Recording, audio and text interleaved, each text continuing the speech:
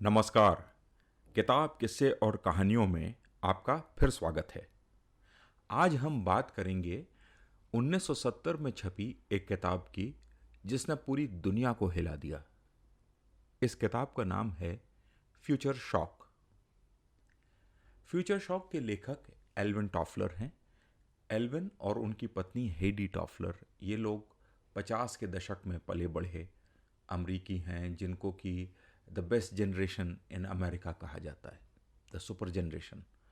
ये baby boomer generation की पैदाइश थे और बेबी बूमर वो पीढ़ी थी अमेरिका में जो कि द्वितीय विश्व युद्ध लड़कर आई थी और लड़ने के बाद आकर उन्होंने देश निर्माण का काम शुरू किया और उनके बहुत सारे बच्चे हुए। वो 4 या 5 बच्चों के परिवार उस ज़माने में 40 के अंत और 50 के दशक में, 1950 के दशक में ये विकसित हुए।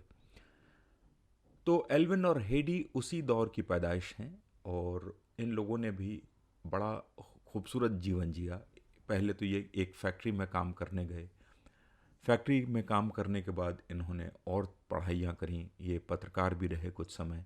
तो अपने सारे ज्ञान का संचय करके इन्होंने अपनी पहली किताब लिखी, फ्यूचर शॉक। फ्यूचर शॉक क्या है? बहुत ही नई सोच के साथ ये किताब लिखी गई है। और एल्विन टॉफलर कहते हैं कि हम लोग जब कहीं से जाते हैं, किसी एक शहर से दूसरे शहर जाते हैं, या जब बड़े हो जाते हैं और नए लोगों से मिलते हैं, तो हमें कल्चर शॉक लगता है। कल्चर शॉक मतलब हम जिस संस्कृति या परिवेश में होते हैं वहाँ से कहीं और जाते हैं तो हमको पहले धक्का लगता है। जैसे छोटे शहर से कोई आदमी बड़े शहर आता है तो उसको यहाँ का माहौल, यहाँ का चाल चलन, यहाँ के तौर तरीके बड़े अजीब से लगते हैं, बड़े विदेशी से लगते हैं। इसी तरह से जब कोई हिंदुस्तानी अमेरिका जाता है तो उसको बड़ा अचंभा होता है, हैरानी होती है। और अमरीकी अगर भारत आए उसको भी इसी तरीके से अचंभा और हैरानी होती है, क्योंकि सब कुछ नया होता है उसके लिए। कई बार वो इससे सामंजस्य बैठा लेता है, कई बार नहीं बैठा पाता।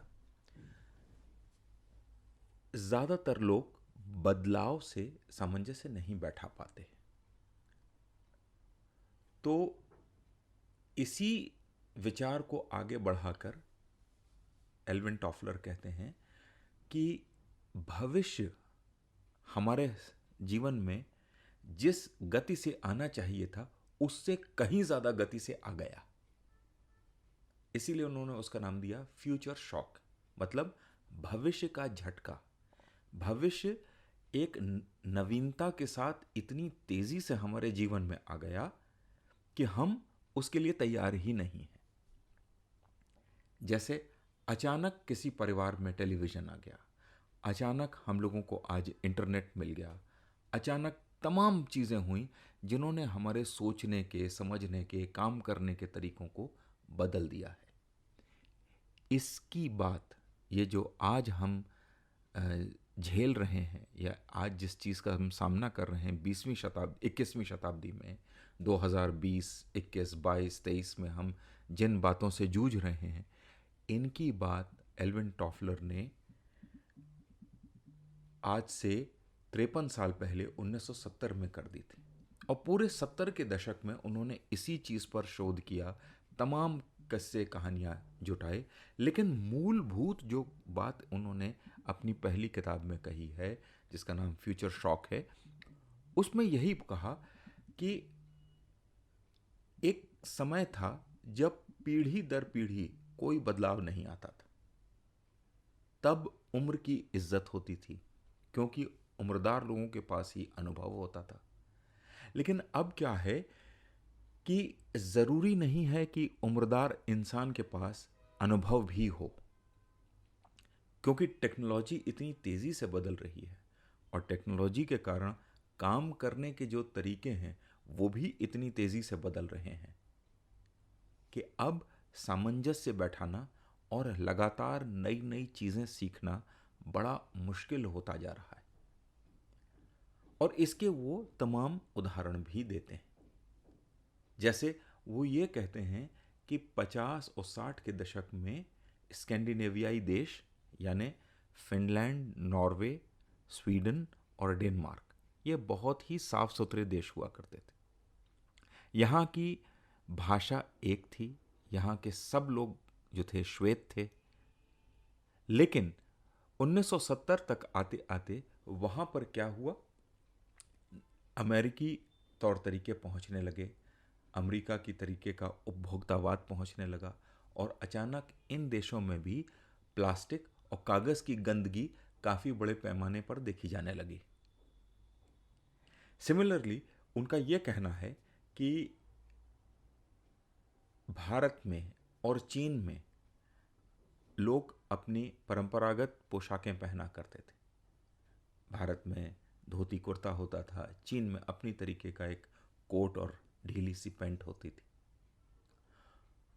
लेकिन पश्चिमी प्रभाव में अचानक एक पीढ़ी के अंदर ही कोट पैंट टाई सब जगह पहुंच गई और उसका पहुंचना, उसको पहनने की मजबूरी और उससे फिर उनके मस्तिष्क पर, उनके काम करने के तरीके पर, समाज पर, समाज में आपसी व्यवहार पर क्या फ़र्क पड़ा, ये वो लगातार अपने इस किताब में इस पर बात करते चलते हैं। फिर वो कहते हैं कि अचानक जब भविष्य आ ही गया तो समाज का एक बड़ा तबका है जो उसके जो प्रभाव हैं या उसका जो झटका है या उसका जो एक शॉक लगता है वो उसको झेलने के लिए तैयार नहीं है, मानसिक रूप से भी और भावनात्मक रूप से भी। इसीलिए कहते हैं कि दुनिया में जितनी भी लड़ाइयाँ हो रही हैं उनको इस नज़रिए से देखना चाहिए कि क्या हम उन समाजों को बहुत जल्दी परिवर्तित होने के लिए बाध्य कर रहे हैं। जैसे मान लीजिए कि अफ्रीका का एक देश है, वहाँ पर एक बहुत बड़ा सामाजिक तबका है जिसने कि नई टेक्नोलॉजी नहीं देखी, जिसके पास एजुकेशन नहीं है, पैसा भी नहीं है और अब तक वो खेतीहर समाज में ही जीते आए। अब अचानक उन्हें आप इंफॉर्मेशन टेक्नोलॉजी के एज में ले जाना की कोशिश करें तो हो सकता है कि कुछ युवा बच्चे सीख लें, कुछ जिनमें कौतूहल है वो इस बात को सीख लें, कुछ लोग थोड़ी मेहनत करके सीख लें, लेकिन बहुत से ऐसे लोग होंगे जो इसको समझ ही नहीं पाएंगे। जब समझ नहीं पाएंगे तो वो इससे सामंजस्य नहीं बैठा पाएंगे, सामंजस्य नहीं बैठा पाएंगे तो उनके मन में एक असंतोष पैदा होगा। जब असंतोष पैदा होगा तो समाज में वो असंतोष कई तरीकों से दिखाई देगा, हिंसा से, लोगों के अंदर एक उदासीनता से, लोगों में व्यक्तिगत रूप से उनके मन में तमाम तरीके की शंकाएं होंगी, डिप्रेशन होगा। क्यों? क्योंकि वो अपने ही जीवन में देखते देखते कुछ ही दिनों के अंदर अप्रासंगिक हो गए हैं। उनका अनुभव, उनके अंदर जो हुनर है उसका अब कोई मतलब नहीं रह गया है। लोग उनकी इज्जत नहीं कर रहे हैं। क्यों? क्योंकि वो रेस में पीछे छूट गए, सिर्फ इसलिए कि वो एक नई आई टेक्नोलॉजी के साथ खुद का सामंजस्य नहीं बैठा पा रहे। इसी तरह से एल्विन टॉफलर कहते हैं कि आपको पूरे दुनिया में इस समय समाज में जितनी भी विषमताएं हैं उनको इस नज़रिए से देखिए कि जो व्यक्ति परिवर्तन और तेजी से आते हुए परिवर्तन के लिए तैयार है या उसको अंगीकार कर रहा है या उसको स्वीकार कर रहा है वो, और जो उसको नहीं कर पा रहा है उसके बीच की जो संघर्ष है यही हर देश में हर स्तर पर आपको खेल होता हुआ दिखाई दे रहा है। अमेरिका भी इससे अछूता नहीं है। अमेरिका में भी बहुत सारी ऐसी चीज़ें हो रही हैं, जैसे कि अमेरिका में इस समय जो कंजर्वेटिव क्रिश्चियन है, मतलब जो रूढ़िवादी ईसाई समाज है और उसकी संख्या बहुत बड़ी है, वो इस बात का विरोधी है कि महिला जो है अबॉर्शन कराए, गर्भपात कराए। उनका मानना यह है कि अगर ईश्वर ने आपको बच्चा दिया है या ईश्वर की कृपा से नैसर्गिक रूप से या प्राकृतिक रूप से आप किसी व्यक्ति पुरुष से मिली और आपके संग आपने दोनों साथ रहे और आपके बच्चा हो गया और आप प्रेग्नेंट हैं, तो आपको अब बच्चे की के जीवन को खत्म करने का कोई अधिकार नहीं। ये सोच 19वीं शताब्दी की, 17वीं शताब्दी की या उससे पहले की सोच अगर होती तो उसको माना जा सकता था। पर अब जब टेक्नोलॉजी विकसित हो गई है, महिलाएं आर्थिक रूप से स्वतंत्र हो गई हैं, ऐसे में इन बातों को कहना, इन बातों के लिए लोगों को ज़बरदस्ती करा के उनको ये कहना कि नहीं आपको हमारी ही बात माननी पड़ेगी, तो इसका विरोध हो रहा है। तमाम महिलाएं तमाम राज्यों में खड़ी हो गई हैं जिनका कहना है कि नहीं, मेरा शरीर है, मैं तय करूंगी कि क्या मेरे लिए सही है, क्या मेरे लिए सही नहीं है। मुझे जब बच्चा चाहिए होगा तब मैं बच्चा करूंगी, नहीं चाहिए होगा तो नहीं करूंगी। हो गई मुझसे गलती, लेकिन मैं उस गलती का सुधार करती हूँ। तो अमेरिका जैसे विकसित देश में जहाँ पे कि हमको लगता है कि नहीं वहाँ तो बदलाव लोग मान ही लेंगे, वहाँ पर भी ऐसा नहीं हो पा रहा है। और उसका कारण यही है कि 80% जनसंख्या किसी भी देश में बदलाव से डरती है। और जिस तेज़ी से बदलाव हो रहा है 20वीं शताब्दी में 1950 के बाद से, उसके लिए तो वाकई 90 से 95% जनता तैयार नहीं है। लेकिन ये विकास की दर, ये बदलाव की दर अब रुक नहीं सकती और इसके लिए आपको तैयार होना ही पड़ेगा। एल्विन टॉफलर कहते हैं कि 20वीं शताब्दी के अंत और 21वीं शताब्दी के शुरू में या पूरी 21वीं शताब्दी में सिर्फ वही लोग सफल होंगे जो अपना पढ़ा हुआ भूलकर नए सिरे से नए हुनर व विकसित करने की क्षमता रखते हैं। ये एल्विन टॉफलर का कहना था 1970 में। बाद में एल्विन टॉफलर ने कई किताबें और लिखी, जिसमें कि एक है रिवोल्यूशनरी वेल्थ, फिर है थर्ड वेव, एक है पावर शिफ्ट।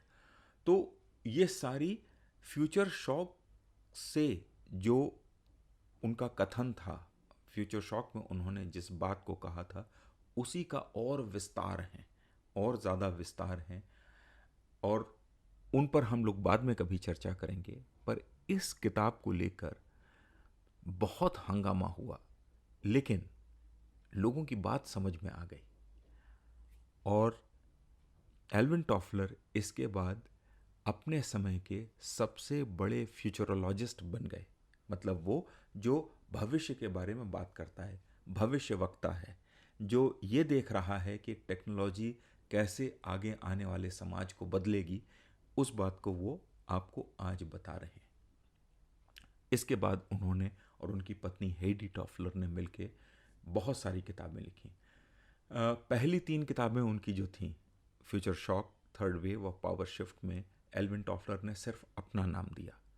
लेकिन उसके बाद उन्होंने जो किताबें लिखी, war and anti war, revolutionary wealth, और एक किताब और उन्होंने लिखी, इसमें उन्होंने अपनी पत्नी को भी अपने साथ जोड़ा। उनका कहना था कि उनकी पत्नी पहले 3 किताबों में अपना नाम चाहती नहीं थी, लेकिन बाद के 3 किताबों में उन्होंने अपनी हामी भरी, तो दोनों ने इसके बारे में लिखा।